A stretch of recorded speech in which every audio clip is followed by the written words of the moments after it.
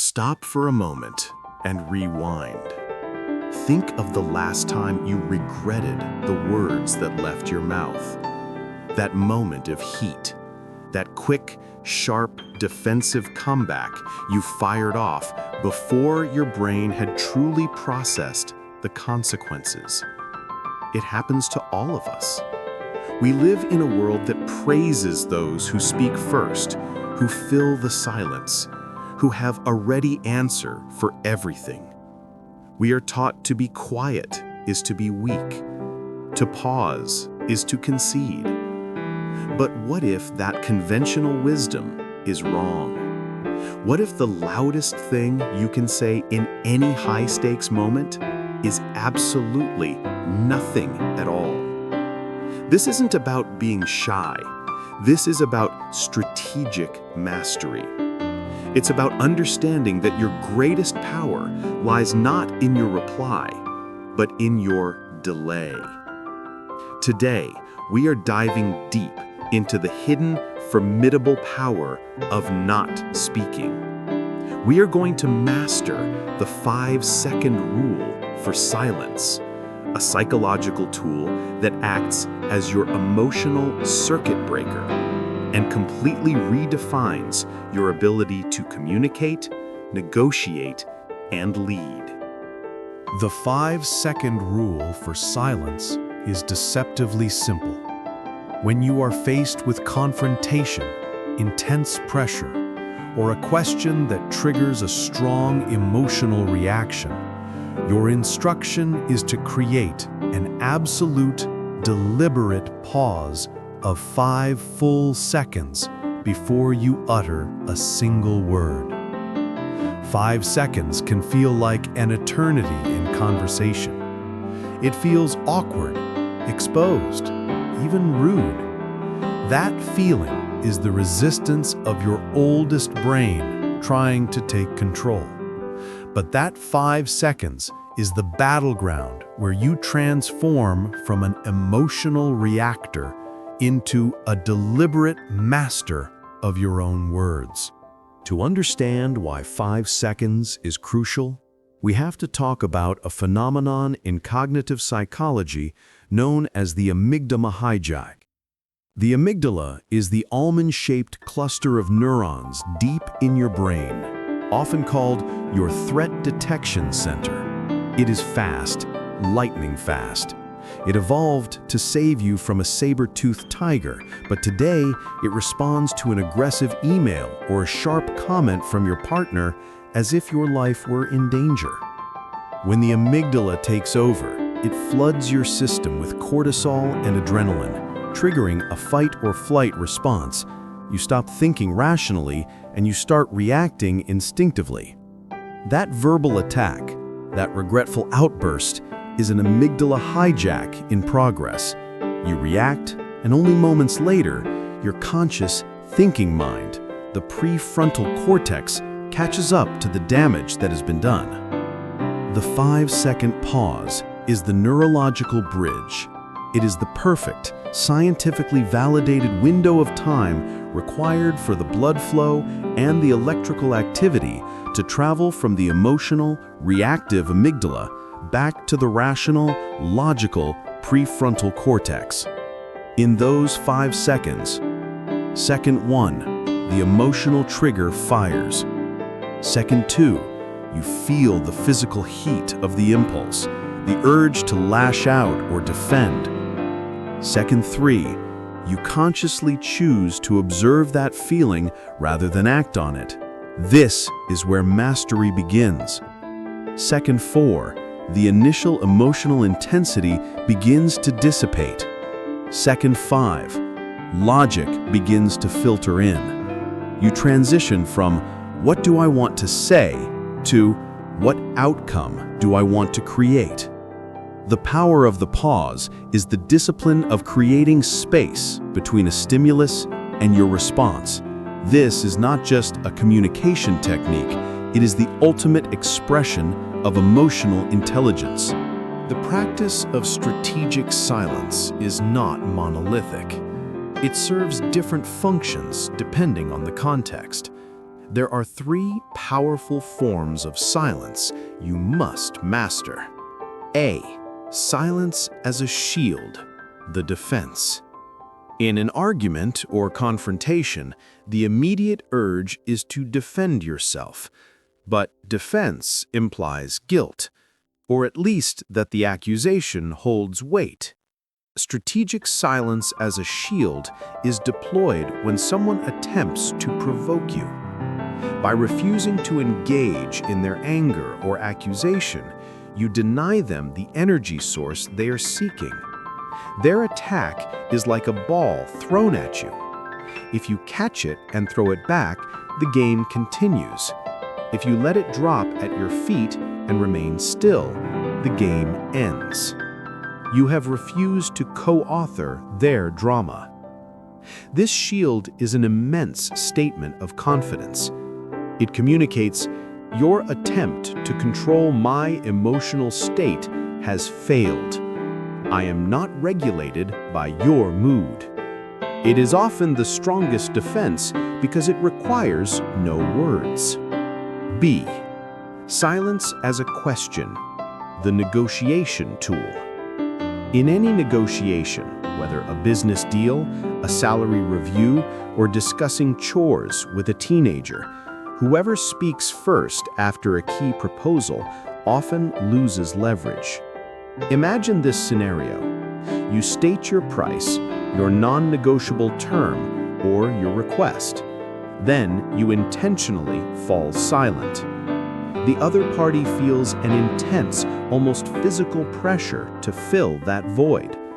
That pressure causes them to reveal information they would otherwise keep hidden. They might concede immediately just to break the awkward tension, volunteer a small, better offer, reveal their true constraints or bottom line. A master negotiator knows that the moment the other party stops talking, your job has just begun. Wait. Wait until their silence is so uncomfortable that they speak again, revealing their true position. Silence, in this context, is the most effective form of interrogation. C. Silence as respect, the connection. Most people listen with the intent to reply, not with the intent to understand. They are simply waiting for the other person to breathe so they can jump in with their pre-formulated response. Silence as respect is the profound act of listening completely. It means silencing the voice in your own head that is rehearsing your next line. It is a gift you give to the other person, a nonverbal affirmation that their words, their feelings, and their presence are the only thing that matters in that moment. This builds genuine trust. When people feel truly heard, without interruption, without immediate critique, they feel safe. And safety is the foundation of every deep, lasting relationship. This is the silence that strengthens bonds, where the spoken word is merely the carrier of a deeper, unspoken connection. The true power of this practice is best illustrated through story. This is the ancient tale of Master Kaito, a revered Zen teacher known for his perfect, unshakable composure.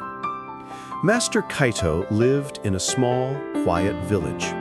His wisdom was gentle, and his counsel was sought by dignitaries and common folk alike. One afternoon, a young man from a nearby city, filled with arrogance and a desire to prove his own intellectual superiority, came to the village. His sole goal was to publicly humiliate Kaito. The young man approached Kaito in the center of the town square, where several of the master's students and many villagers were gathered.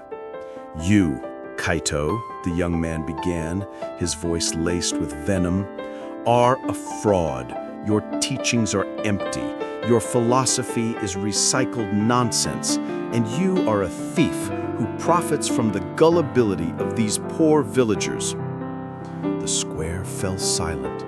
Kaito's students gasped, ready to defend their master with passionate fervor. But Kaito simply remained still, seated in the traditional posture, his expression utterly serene. He did not flinch, he did not raise an eyebrow, he did not utter a single tiny breath of protest. The young man, enraged by the lack of reaction, escalated his attack. He insulted Kaito's parentage, his appearance, his character. He shouted the most vile, profane slander he could muster for a full 5 minutes. The crowd began to murmur, torn between outrage and disbelief at Kaito's absolute inaction.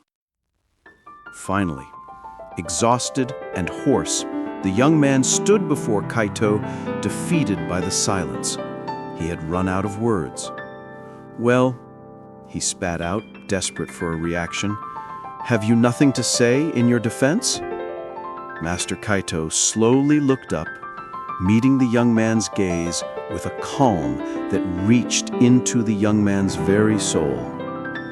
"If a man offers a gift, and the gift is refused, to whom does the gift then belong?" The young man was stunned.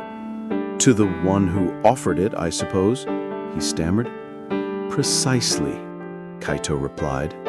"Your anger, your insults, your slander, these were gifts you offered to me. I chose not to accept them.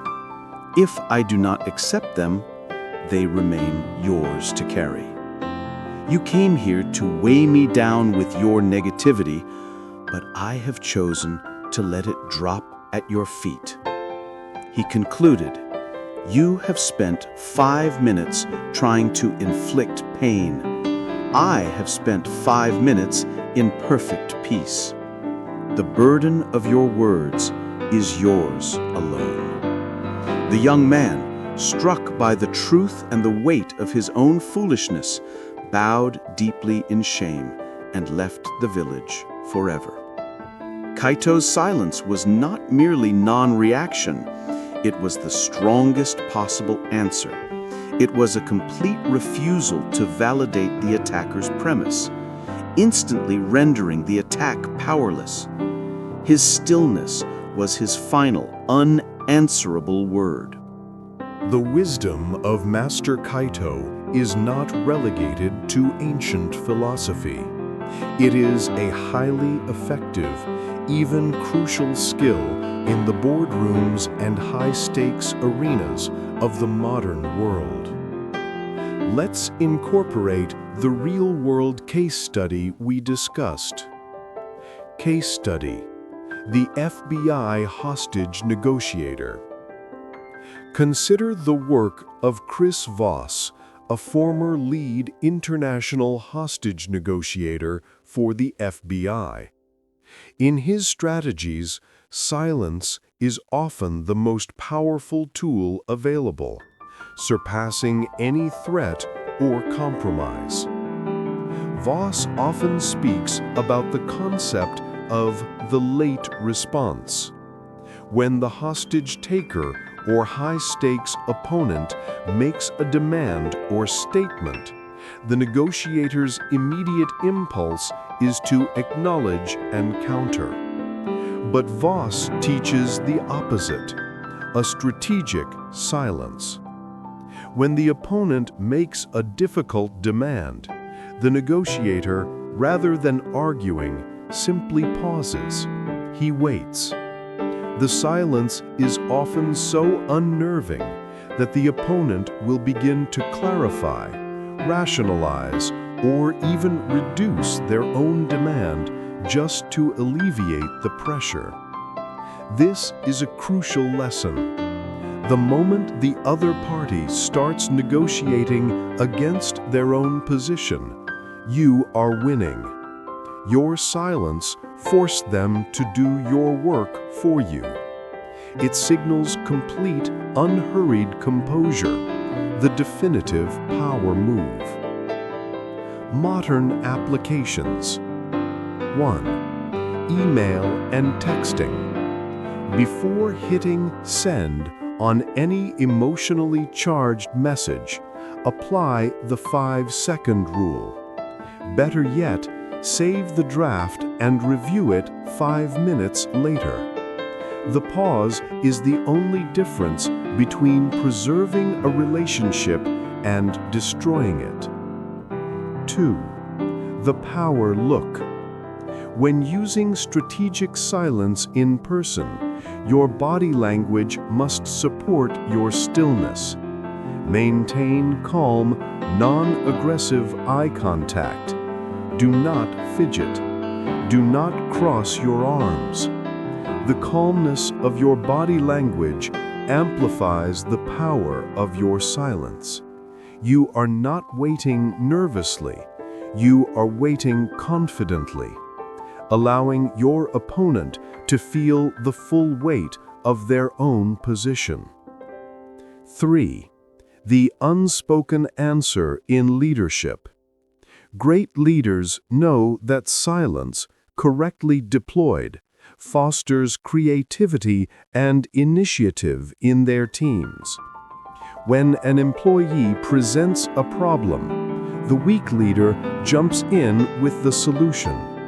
The strong leader pauses, remaining silent for 5 seconds.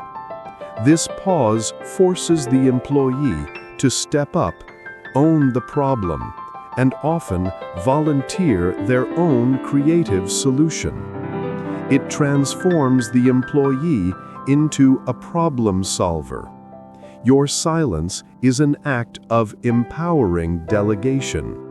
The greatest success is not measured by the volume of your voice, but by the impact of your pauses. The 5-second rule is your gold key. It allows you to transform reaction into response, emotion into strategy. Remember the 3 forms of power. Silence as a shield, refusing to accept the gift of anger. Silence as a question, forcing your counterpart to reveal their cards. Silence as respect, building the deepest connections by truly hearing another soul. Your most potent, unanswerable reply is often the one you choose not to speak. It is the unspoken answer, the calm, unwavering stillness that demands respect and commands the situation. Stop measuring your worth by the frequency of your input. Start valuing the quality of your pause. Master the art of silence, and you will master every conversation you enter. If this story helped you find the stillness within the noise, please like and share it with someone who needs to stop searching for the perfect word. Subscribe for more stories that explore the quiet depth of human power. Thank you for listening.